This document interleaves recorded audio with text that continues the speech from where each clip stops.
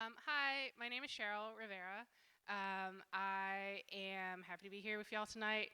Forgive me if I seem weird. I got off a plane approximately like 4 hours ago, so I'm still feeling strange. Still on vacation mode, y'all. Making basic bitches jokes. Cheryl Rivera. I am a communist and an abolitionist. I organize primarily with the Crown Heights Care Collective and New York City DSA's Racial Justice Working Group, which did the Defund NYPD campaign. Maybe you heard of it. At the height of its 2020 protests, we launched this campaign. It is still active, although undergoing transformations. We are still trying to defund the police. We're going to keep trying to do that. That's right. Yeah. Clap for that. But defund is just one path on the road to abolition. I'm an abolitionist primarily, so we're going to talk a little bit about abolition. And today we're going to talk not about defunding the police, but a little bit about the proposed feminist jail. Has anyone heard of the feminist jail? Do y'all know a little bit? Some people may have heard of it. Other people haven't. I'm glad to know that the propaganda isn't working that well, that the feminist jail has become like popular and vibey. So that's good. We're going to talk a little bit about that because, in my opinion, which is the right opinion, it's going to be your opinion too. Jails cannot be feminists. Jails are not feminists. We need to oppose this this veiling of this new jail in this feminist, in this sort of like revolutionarious, like progressive language that they're trying to cloak this plan in. So I'm going to talk a little bit about that. Ooh, she's gonna be mad. I'm also, if I don't say this, my editor-in-chief's gonna beat me up. I'm also an editor at Lux Magazine. It's a socialist feminist magazine. Subscribe, Lux, luxmagazine.com. So plugging that as well. Let's get into it. I think I can sit in this chair, and then it'll be like we're at an author talk. I typically don't do this as like a day job or anything, y'all. So this is just me as a layperson, as a communist, as a person who's in a political formation, doing some poly-ed with y'all, aka trying to engage in what I hope will be not only just me talking to you, but hopefully some engagement back. And I'm feeling this right here. You're nodding, you're engaged, you're making me feel seen. Yes, yes, but also sometimes it's okay, I'm gonna ask you to talk. So, we'll call out answers. So let's just start with getting on the same page. We're gonna talk with what is abolition. And gonna preface this and say, this is not a safe space. It's not a safe space. It is a space, though, where I want us to try to push ourselves to be uncomfortable, to say stuff that we're not sure about. I say it's not a safe space because not every answer is the right answer, but we can gently call each other in. We can say the things that we might believe, and then we can discuss whether or not those things are abolition. But I want to hear from people, anyone has a thought, has an experience, feels like they know what abolition means. Call out. Tell me, what does abolition mean to you? When you hear that word, what does that mean? What do you think of? Yes, no more prisons or corporal punishment. Yes, I agree. That was the right opinion. Anyone else? Y'all said no. That was it. Yeah, it is no more prisons, no more jails. Tearing down the prisons, tearing down the jails. No more prisons, no more jails, no more police, no more juvenile halls, no more ICE. No more of these carceral institutions. It is about tearing down these institutions. That is correct. But I think, as I'm a Ruth Wilson Gilmore stan, and she says it best when she says abolition is about presence. It's about building life-affirming institutions. So as much as abolition is about the tearing down of all those things that we don't want, the institutions of harm, the police, the prisons, the site of jail, those actual physical sites, and those processes, it's also about building those life-affirming institutions. And in fact, I would say that that's like probably the most important part of the abolitionist sort of framework and approach. So I think one of the criticisms of abolitionists is that we're really idealistic. People think there's like no way to move forward to this horizon where we don't have any of these like institutions of carceral harm without making these reformist compromises. So they are saying like, okay, yeah, I agree, we don't want jails, but what about a feminist jail on the way to not having jails, right? Like that's one step on the way to not having jails. I think that's a common sort of liberal position, a reformist position, one that people come to, and one where they see my position where I say, no jail, no step in the center where you have the jail, as being idealistic. They say that's not reachable in this way. I think that's really dead wrong. I think it's a liberal position that leaves us in this really stuck position in a place where we actually do not progress ever to the abolitionist position. And I think that to make that fundamental break from that liberal position, not get stuck in reform, we have to build those life-affirming institutions. So that's just the like cliff notes of where we're gonna go in this little polyed. We need to make that fundamental break. So let's talk about that feminist jail. Gloria Steinem is involved. Do we like Gloria Steinem? I know, that's how I felt about it. I was like, okay. I mean, she is a CIA plant, but let me not get into it too deep there. Y'all are already like, she's a conspiracy theorist. That's true. Look it up. She did work with the CIA. Gloria Steinem is involved, as well as many other prominent feminists, sort of like coming from this academic position, well-established establishment positions as, feminist bona fides. Columbia University is involved to propose this plan to open this Women's Center for Justice in Harlem. Now, this will move women from where they are on Rikers Island right now, which is where most people are held in jail, which is different than prison. Jail, you're being held there for a shorter time. You're waiting usually for your trial, or you may be serving a short sentence. So unlike the prisons where you'll be serving longer sentences for the state. So this jail, we have Rikers for both men and women and gender nonconforming people. Everyone's sent to Rikers right now. Most people are sent to Rikers. And you often have to wait for a very long time on Rikers. You may be in there for years waiting for your trial if you don't plead. This is the way they get people to plead guilty, because you're like, spend months, years on Rikers, or plead guilty, take a charge, serve my time and go. Like many people are pressured into that, taking that plea. But some people don't, and they stay on Rikers for a long time. Or you're just waiting even just to see the judge before you can even move forward in your case.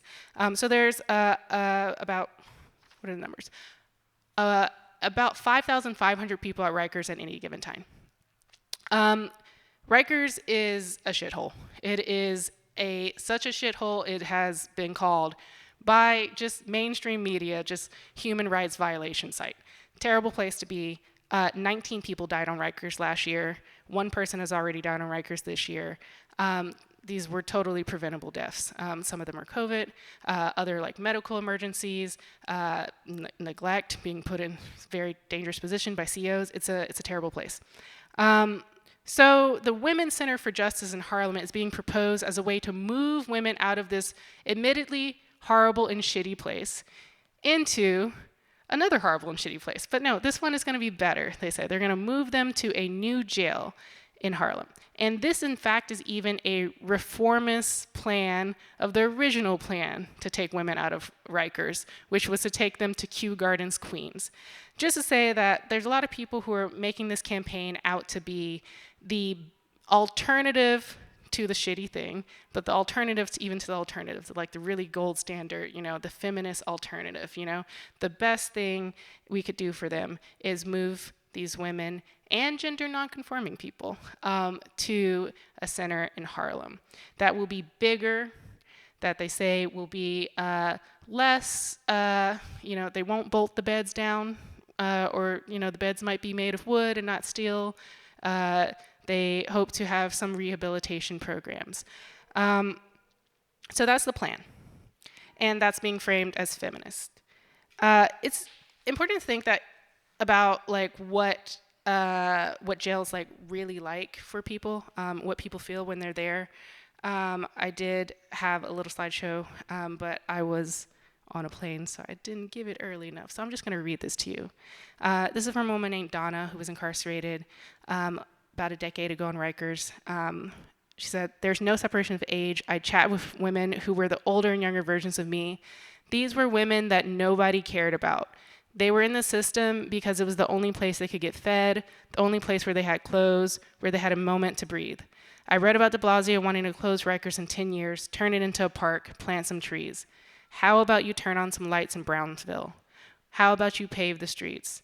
Because that's what's going to help Rikers. People from Brownsville wind up in Rikers because there's nothing else for them.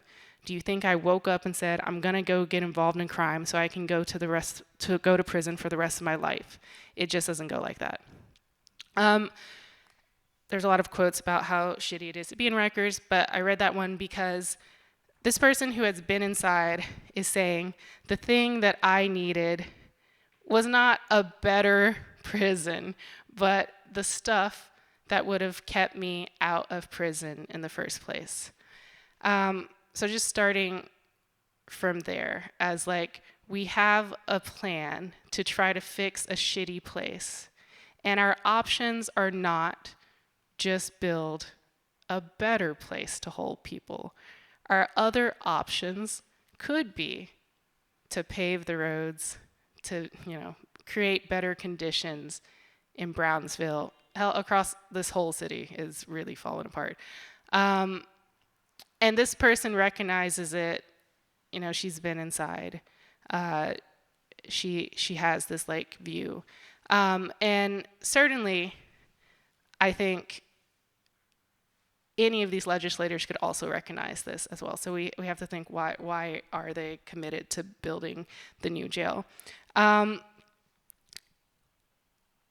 Any thoughts on why they're committed? It's like a trick question. Everyone's like, no, I have no thoughts. Yeah, it's mostly money and control. Ultimately, the goal when we open new prisons, no matter what we open the prisons for, whatever that goal was, to lead to less crowded conditions in the original prison, so we open 10,000 new beds in a new, shinier prison, those prison beds get filled. If you build it, they will fill it. If you build more beds, they will fill more beds. This is the history of policing already. So this plan that is on the table right now has already been on the table multiple other times. This is not the first time that we've said, let's move the women, or even the men, but we're talking about the women's jail right now. Let's move the women to another place that's going to be bigger, less crowded, better conditions, and that's going to improve the rate of what these people need to not be in prison. That's gonna make it better. That was what Rikers was. Before women went to Rosie M. Singer Center on Rikers, they went to this place called the Women's House of Detention, which just sounds like a novel's going to be written about some horrible conditions in there. It just sounds like it. The Women's House of Detention was opened in 1932 for the same reasons, because of overcrowding, because of the violence and poor conditions in that prison, in the previous prison where they were being held. They opened this women's house of detention in the village. So it was down the street from Stonewall Inn. Lots of people were in prison at that jail. Angela Davis went through there.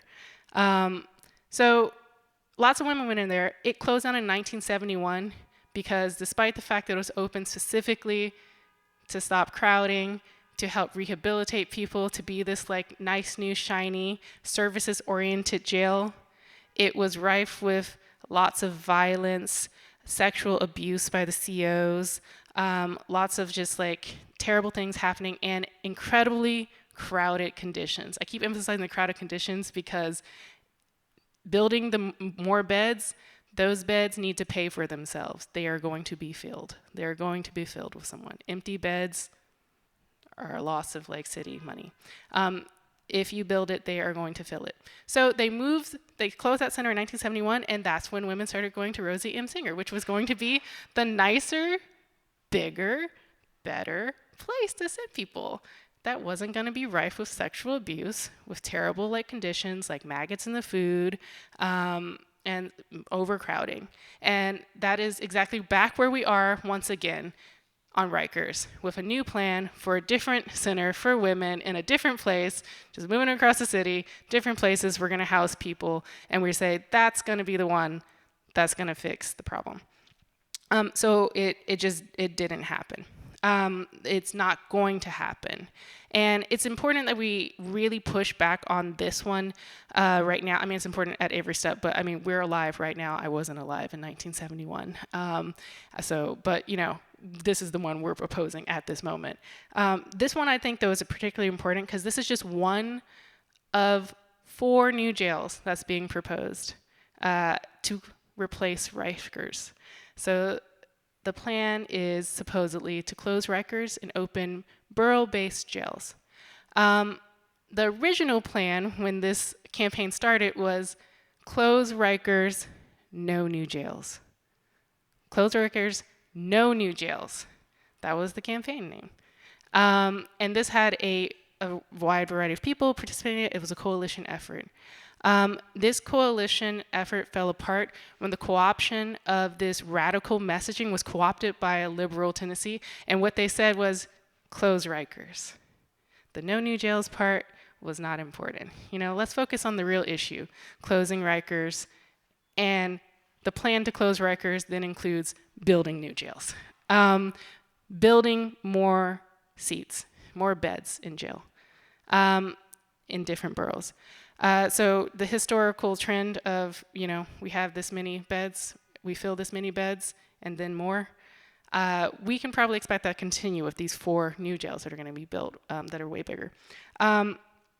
So I think it's super important that we look at that like no new jails history that went from close Rikers, no new jails, to just close Rikers in this schism. The no new jails people still existed. They didn't just like lay down and die like they were fighting. But you know, the stronger coalition of these liberal forces that co-opted this revolutionary like energy, co-opted this radical feeling, and that took that and turned it into build more jails. That is the sort of energy that we're dealing with right now. By using this feminist like language, saying it's actually feminist for us to build a new jail. It's feminist. Jails can be feminist, you know? What is feminism? That's another what is abolition type question. What is feminism? Anyone have like a nice definition of that or how you would define it? Don't be shy. No wrong answers. It is a safe space. Come on. Yeah, you look like you was about to say it. Yeah, not jail. That's a good answer. What else is like, what's feminism? When you think like, what's a feminism? What does that mean? Y'all can quote Beyonce if you want. That's okay. Everybody's like, we don't listen to Beyonce. This is an art show. Find the right audience. Well, I don't know because I'm not cool. Come on, I want to hear what's feminism?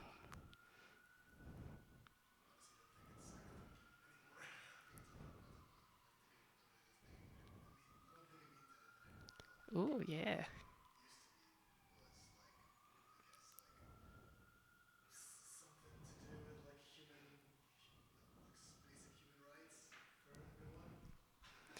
Yeah, I like this answer because you're like, it doesn't mean anything anymore. And that's what they are trying to do that, make it not mean anything. Yes, basic human rights. I think is an interesting way because I think that is kind of what the liberal distilled it down to until it turned into ether and floated away in the air. Like, what is feminism? I don't know, basic human rights. If feminism is about like ending gender oppression and these oppressions that we have, gender is constructed through a lot of stuff, right? Gender is constructed through race, gender is constructed our cultural like differences. Ending gender oppression is necessarily something that needs to be intersectional. Ending gender oppression, those oppressions, gender oppression, interlinks, interweaves, is affected by, is part of a system of other oppressions. So in the end, to be a feminist, you must be against systemic oppressions in your society. Jail in no way meets that definition of feminism. In no way does a carceral institution that relies on coercing, harming, and entrapping people end oppressions. Who goes to jail? We can just look at the population. 77% of women who are on Rikers are victims of domestic abuse. Most of them are poor. Most of them are Black or Latino women. These are already the existing maps of inequities in our society. Prison is not making this better. Prison is entrenching those inequities in our society. So prison cannot be feminist because it's not helping us in these systemic sort of oppressions. It's not, feminist by that definition. So that's basically why we should not support this jail that I'm heartened to hear most of you did not know was proposed. That means they're losing, y'all. I'm happy about that. But now that you know, if anyone says anything about that feminist jail that they might build uptown, that sounds like a good idea, right? It's nicer than sending people to Rikers. You could say, no, jail can't be feminist. How do I know? You just call my friend Cheryl. She can explain it to you in a probably confusing and long-winded kind of way. But I will explain it to them. But more importantly, as we're moving forward from just telling you why jail is not feminist, I want to talk do a little bit of world building before I let us get back to, dancing. It sounded really exciting. What's next up on the list? I want to do some world building though, because as I said, abolition is about building presence. It's about life-affirming institutions, building those life-affirming institutions. Going back to people who are like, that's just unrealistic. Okay, jail isn't feminist. Well, what the hell do you want me to do? You want me to close Rikers and just let people go? And I say, yes. So let's start off the world building. What could we do? This jail is going to cost $80 million, y'all. It's going to cost $80 million. $80 million. What could you do with $80 million is kind of where I want us to go here. And what might we do instead of holding people in Rikers? If we close Rikers, what might we do? I'm going to offer you number one first thing is I said, yes, let them out. As we said, over 80% of people on Rikers are there for pre-trial detention. Why would we hold people for pre-trial detention? Most people who are on Rikers, many people are there for the range of things you're there for. It's not an island full of people who are 1 moment away from mass stabbings. Even if they were, I'm still an abolitionist, but we can talk about that. I can see how that's a concern. But most people are not on Rikers because they are in imminent danger to society.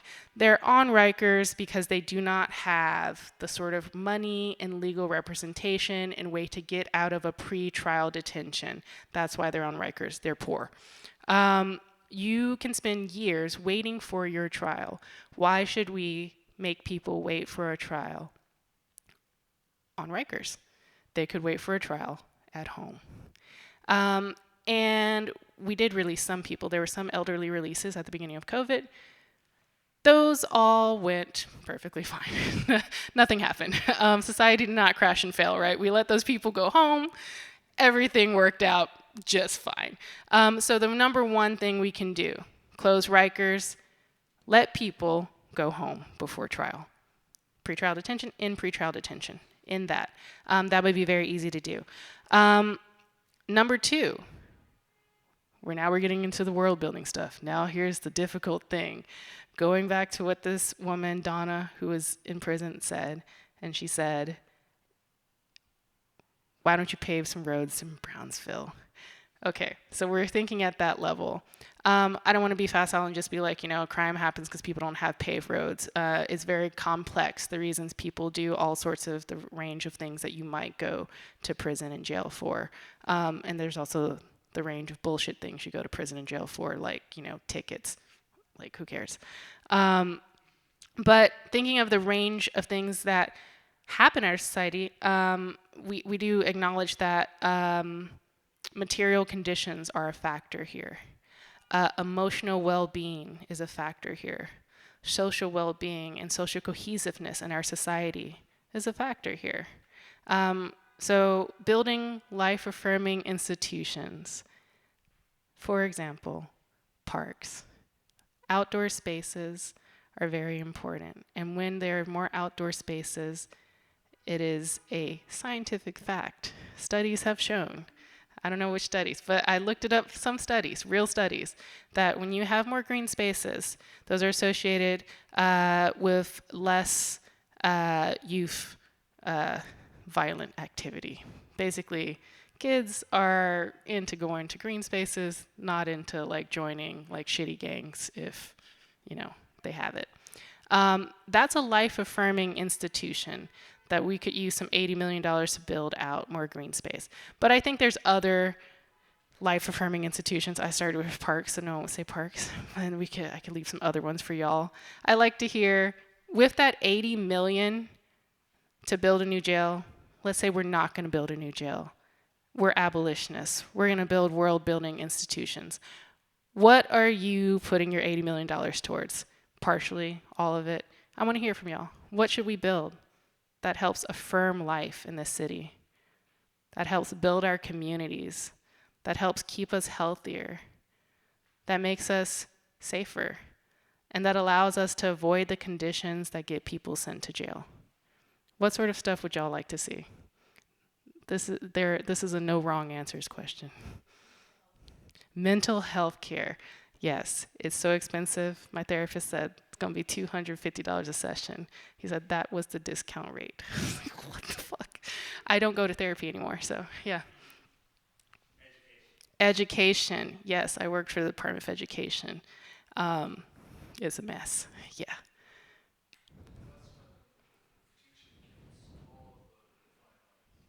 Yes, creative.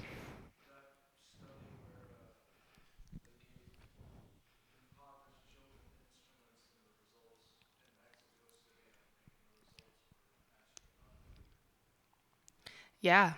I mean, I'm a communist because I want to live in a better world where I can, indulge like my full self. And humans are creative selves, and we deserve to have that nurtured in us. Yes. Yeah, not just the mind. The whole body is going to need care, probably. Lots of stuff broken.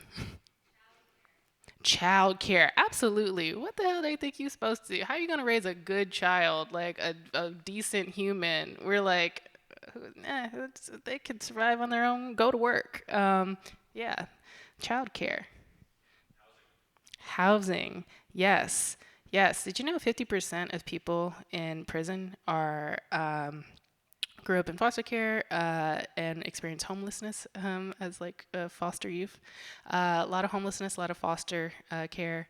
A lot of that means just transit, unstable housing conditions. Housing super important.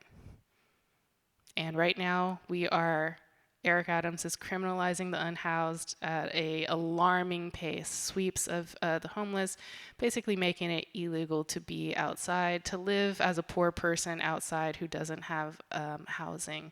That'll get you can get easily locked up and be in Rikers for essentially just being poor and not having a house.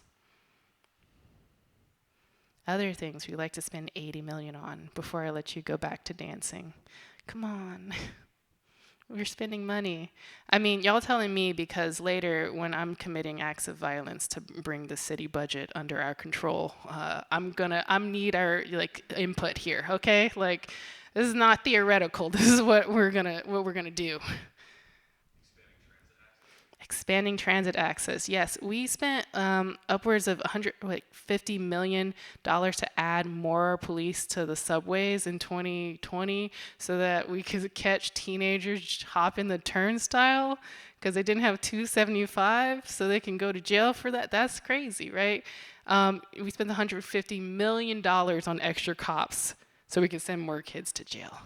We could just make transit free because we all have to go somewhere in the city. Or, I mean, presumably they want us to go to work. I don't know. Yeah. Okay, one or two more, and then we'll wrap up. Yeah, get fresh, good fruit. Yeah, Crown Heights Care Collective did a community garden, like food justice event recently, or well, in the summer, and that's so important. Like, there's a lot of food deserts. both the outdoor space and bringing fresh food to communities would be life affirming. Anyone else? I liked all these ideas. I bet we could do like all of these for 80 million or less. Guarantee you.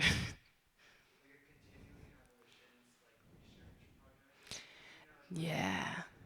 You're right. They're always like, "Oh, you guys don't know what you want to do." But I'm like, "Well, you could like help. I don't know. We could think about it more."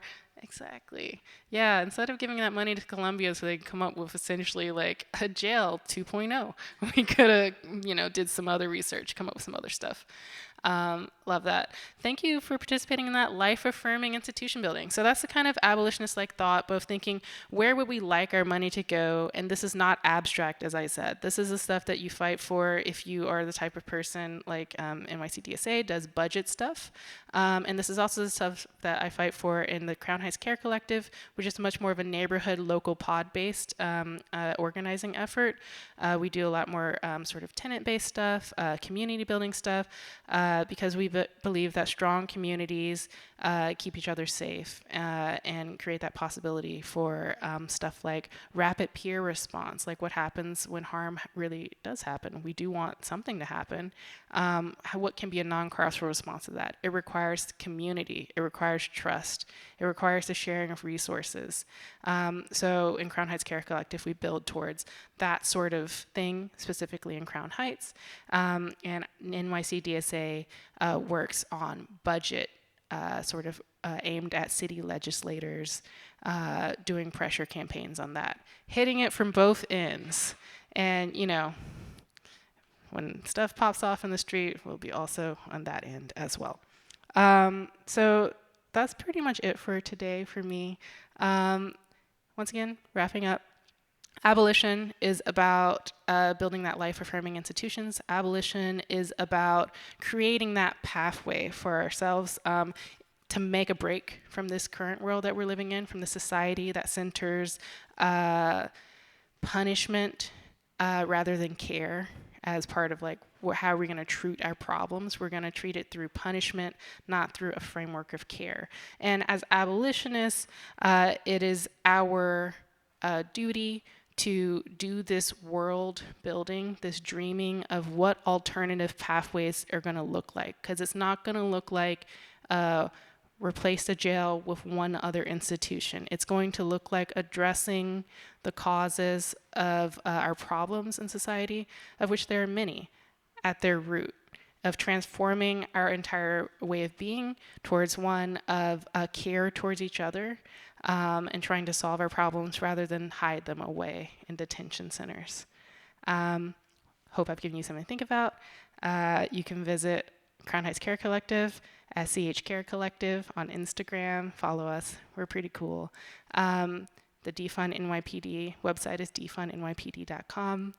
My name is Cheryl Rivera, and you can connect with me after this if you'd like to learn more. Thanks, y'all.